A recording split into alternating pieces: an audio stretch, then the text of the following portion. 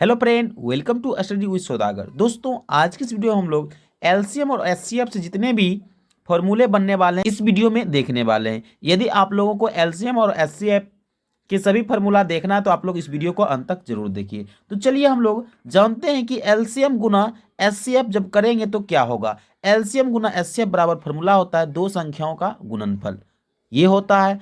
फिर हमने यहाँ लिखा है एलसीएम गुना एचसीएफ बराबर, जब दो संख्या का गुणनफल बोले तो दो गो संख्या होगा, यानी एक पहली संख्या एक दूसरी संख्या। इसलिए यहाँ पर लिख सकते हैं पहली संख्या गुना दूसरी संख्या। क्या लिखेंगे? पहली संख्या गुना दूसरी संख्या। फिर अगला फॉर्मूला है एलसीएम बराबर क्या होता है। अगला फॉर्मूला क्या है?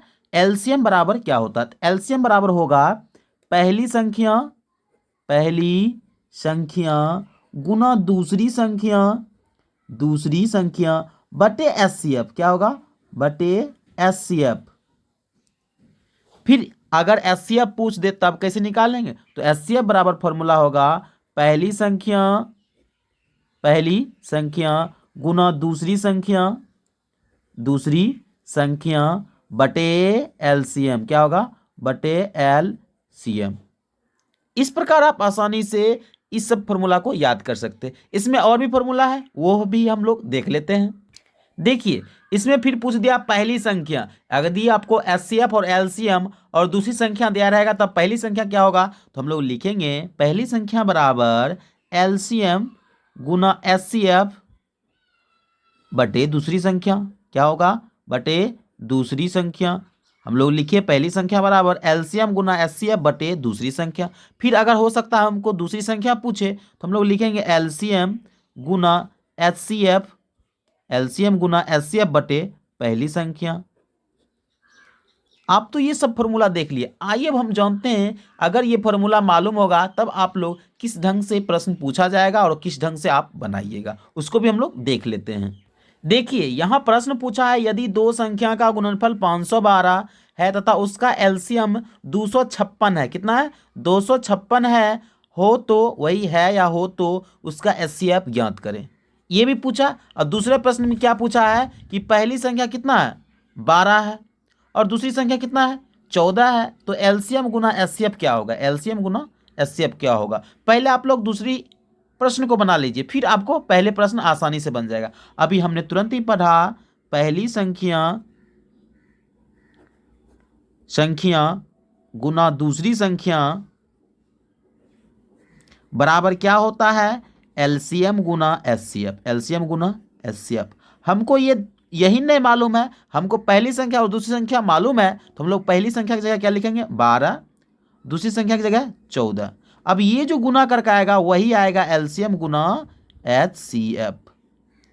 बहुत लोग सोचते हैं कि यहाँ एलसीएम आ जाएगा 12 और एचसीएफ है 14। ऐसा नहीं है, इस दो संख्या है और दोनों में से एलसीएम आएगा। तो यहाँ पर हमको पूछ दिया एलसीएम गुना एचसीएफ, इसलिए एलसीएम गुना एचसीएफ जब दोनों को गुना करेंगे तो देखिए बड़ा चौक क्या होगा? 48 का यहाँ क्या हो जाएगा? 8 बाकी 4, 12 कम 12 4 16, 168 आ गया दोनों का गुणनफल। क्योंकि हमको गुणनफल में ही पूछा, इसलिए हम लोग लिखेंगे एलसीएम गुना एचसीएफ। इसका आंसर क्या आ गया? 168। ठीक, आइए अब हम पहले प्रश्न को देखते हैं।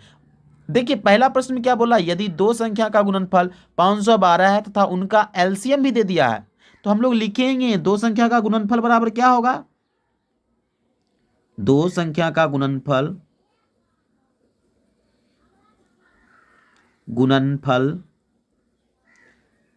बराबर लिखते हैं एलसीएम गुना एचसीएफ। अब देखिए यहाँ पर एलसीएम गुना एचसीएफ लिखे हैं, या उसमें चारों पर डायरेक्ट रूप से भी एचसीएफ बराबर फॉर्मूला से बना सकते हैं, या आपको इसी सूत्र से बनाना चाहते हैं तो भी बना सकते हैं। ये दोनों का गुणनफल 512 है बराबर एलसीएम का मान कितना दिया है?